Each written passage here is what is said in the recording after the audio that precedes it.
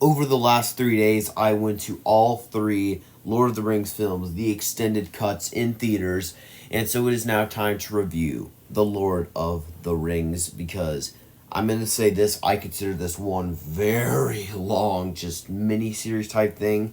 So I will basically be splitting it up into chapters with Fellowship, Two Towers, and Return of the King.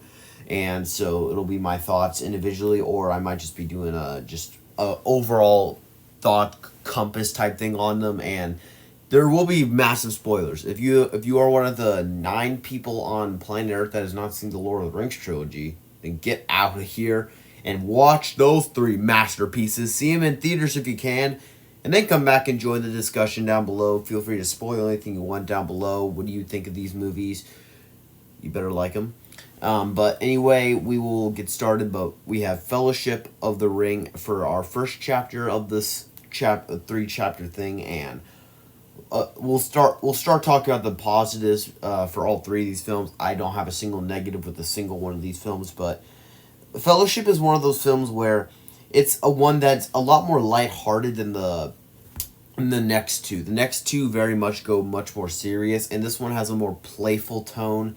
That is something I really liked about it, and it was introducing us to this world with all these characters. And something I noticed throughout this entire trilogy, mostly in the first 2, because Return of the King is very serious, is that they have, as even though they are very serious, they have little moments of levity that break up the tension beautifully, that make you just, it's mind-numbing how just, wow, this is a perfect trilogy.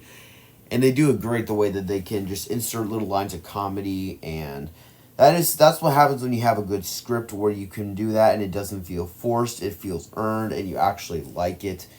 Just just this, it is a trilogy that I adore in every way. There are some, it is a very slow film, but to be fair, that's kind of what it's going for, and I don't really think you can hold a film against that for being slow. And it is one of those trilogies where you have one of the greatest comedic reliefs of all time in Gimli the Dwarf. He is a hilarious comedic relief throughout this entire trilogy. There are so many moments between him and Legolas that are gut bursting. Like there's a bunch of them, like when Gimli's telling Aragorn, "Throw me, but don't tell the elf," and just it is a beautiful progression for so many arcs throughout this entire trilogy, where you get so many arcs where, again, Frodo in Fellowship, they give a natural progression where in Fellowship he's much more just this fun type person that's really happy all the time. Two Towers, he still has that, but you can definitely see the ring is more affecting him and he's more serious. And then Return of the King, it looks like he's basically dying, and it's not like they almost skipped a chapter. Well, if you skip Two Towers, maybe, but that's on you. But it feels like it's natural in the progression of how they do it, and it actually feels earned in what they're doing, and is something that you really need to accomplish well. And Sam is my favorite character in this.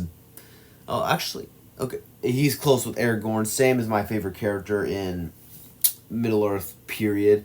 A lot of people like to go Frodo because he saved the world. Frodo, to me, in Return of the King, he feels kind of at arm's length because even though it is Gollum who is very much manipulating him, it does make him a bit more on the unlikable side because of how he's just being manipulated. And I love that Sam, throughout this entire trilogy, no matter what happens, is with Frodo to the end. To the point to where in Return of the King, he is been basically destroyed. Like, he is hurting. Like, he's been having to face Gollum's mental and physical torture this entire time. And Frodo, while you can tell the ring is basically killing him, Sam is being almost just as affected and is just as tired, exhausted, hurting, and to that point where he's like, I can't carry the ring for you, but I can carry you, and actually just decides that he needs to carry Frodo because this is his burden. He can't put the ring in for him. And something that I also noticed is that Two Towers actually has this thing where, and actually this entire trilogy, it has their own set of feeling where Fellowship, they're focusing on the Fellowship of the Ring. Two Towers, they're more focusing on the political side with like the Battle of Helm's Deep. So they're focusing on that part of it and with those types of characters. So Frodo and Sam and of course Gollum are barely in Two Towers. They're in it for a little bit, but they have easily the least amount of screen time in Two Towers by a country mile. And then Return of the King is one where it's a bit more even, but they also focus much more on like Gandalf and Pippin and their side of it. And that's something I also loved because Pippin throughout the first one was someone that did some very stupid stuff. Something pretty much unintentional almost all the time, but you can tell like there's some really funny times where just Gandalf is just like calling him an idiot and stuff, and the progression that they have is fantastic. Where he's getting his own moment to shine, which is something I also loved throughout this and throughout Return of the King. Every character, no matter who it is, every character gets their moment to shine.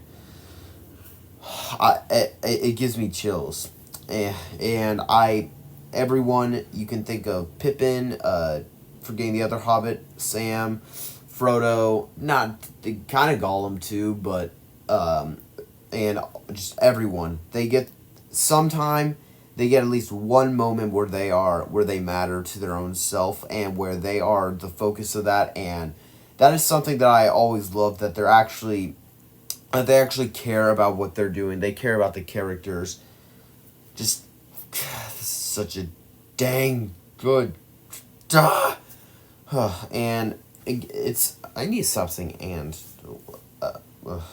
brother. You guys probably should know I love these ones, and just I love how Two Towers in particular really expands the lore of this world, which is something I love about that. Two Towers expands the lore of this, while Fellowship sets it up. Two Towers expands upon it. Return of the King immediately takes advantage of that, and something I have to mention because it's something that movies keep misfiring on today, and that is practical effects. Looking at you, The Flash. But there are some fantastic effects in here. Not a single thing looks dated, and that's what I love about this entire trilogy. Everything looks beautiful, and that is something that you always want to hold up, because practical over digital any day. It's that it is the Bible for movies. Practical over digital.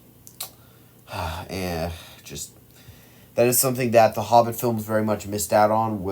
The Hobbit, they screwed that up pretty bad in terms of what they should have been going for, but I think that's beside the point. But this was one of the best experiences of my life, catching all three in theaters with my buddy who is also a diehard Middle-earth fan, and I love the just progression, because when you watch all three in theaters over a span of 3 days, you see so much that you miss out on when you do them like once every week. Like when you go through them over a span of 3 days and have time to process and think, it is one of the greatest things you can do. It truly is. And you get so many moments in here that on the big screen look phenomenal. And the last 40 minutes of Return of the King, I was basically weeping that entire time. With so many great moments with Aragorn, especially like you have so many great quotes like, for Frodo, "My friends, you bow to no one." That's one of the greatest scenes in cinema, period. Just that moment where when Frodo's awake and everyone's around him is hugging him, and then Sam appears and they play that beautiful score up until the ending, which is one of the saddest yet one of the most happy endings ever. And it also has one of the biggest battles in cinema, if not, I think it might be the biggest. It is unbelievable, some of the battles you have in here, and it feels epic in scale every time, where you have literal elephants in a fight that are awesome with tusks. Yeah, but it pains me to my core. It pains me that my trip in the theater with Middle-earth is done. I cannot express that enough, because I love Middle-earth. And the fact that my journey with Middle-earth has come to an end in the theater is over. I cannot express to you how saddened I am about that. But there was a wise man called Tony Stark who once said, "Part of the journey is the end." And as much as I hate to admit it, he is right. And this is part of the journey, and it was this Return of the King is one of probably the best experience of my life in the theater. I Die Hard I do prefer by a little bit, which again, Return of the King went to my number 3 favorite film of all time. I do prefer Die Hard and No Country for Old Men.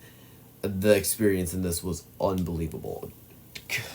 And like I said, I genuinely wish I could repeat this. I genuinely wish this was like Groundhog Day or something where the days would like just keep looping to where I could rewatch all 3 of these in theaters several different times. Maybe someday that they'll do another re-release of them, and I will make sure to catch all 3 because I have to, because this was a flawless experience in every way. It is something that it's something that you can't even really put into words. Like I struggle to put into words how much this was a amazing experience, and I was so happy that this sold out because Middle Earth is very popular. If you take a look, the lot of the tickets were sold out. I wouldn't be surprised if like Fellowship and Two Towers, they keep getting re-releases, they hit $1 billion as well.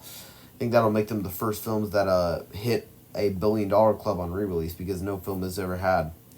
Of course, Avatar did get to cheat, and that's why it's the highest grossing film of all time. Not because it earned it, but because Avengers Endgame surpassed it, they re-released it, and then it became the highest grossing film of all time again.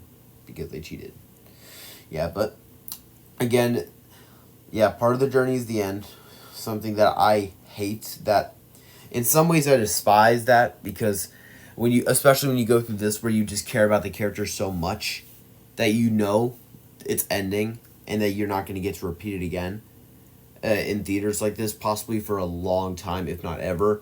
It is a horrible thing, but at the same time, it's something that you feel like you reached the end, you reached the journey, and it's something where my journey may be done in Middle Earth for now, but it will never. But again, like John Rambo once said, nothing is over. You just don't turn it off, and I never will turn off Middle Earth when it comes to the trilogy.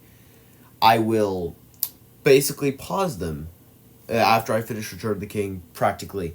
But I will never, ever, as long as I live, never watch these. These will be constantly rotating in my movies. Because this is a flawless trilogy in every way. They perfectly utilize the score, and just I cannot put into words my level of love for this world. Middle Earth has been now put in possibly my favorite movie franchise of all time. It is unbelievable. I love Middle Earth. This is easily one of my favorite movies of all time. And I'm going to count these as one long movie. So if anyone asks me what is your 3rd favorite film of all time, I'll just say The Lord of the Rings. Because I'm going to consider them one big, long movie, or maybe cheat and say it's almost like a mini-series that I consider 3 chapters and consider that a movie in a way. But let me guys know, did you catch all 3 of these in theaters? What did you guys think of them? And I would love to know, what are your thoughts on these down below? And this is again, still struggling to find words, but this was definitely the best, probably the 3 best experiences of my life in the theater, and I probably ever will have. And this was something I have to try and do again. I don't know how. I don't know how it's gonna happen. All I know is I can't go another. I need to see them in theaters again because this was a fantastic time, and I adored it. And I was so lucky I caught them in theaters. And if you guys didn't catch them, sorry to rub it in. All I'm saying is this is my review for The Lord of the Rings. So all 3 films getting their own like little moment to shine with what I think about them. And just, again, let me know what your thoughts are. But easy, I'm giving this a 5 out of 5.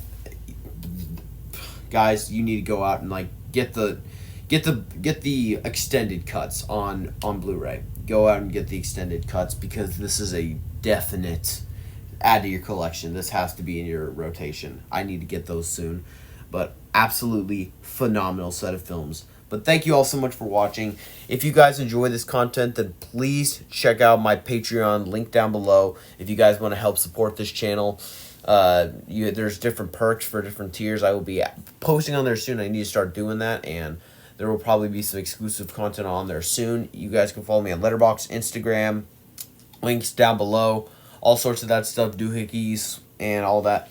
And please hit that like button and subscribe to the channel. Those both help out so much. And thank you all so much for being here, and have a good one.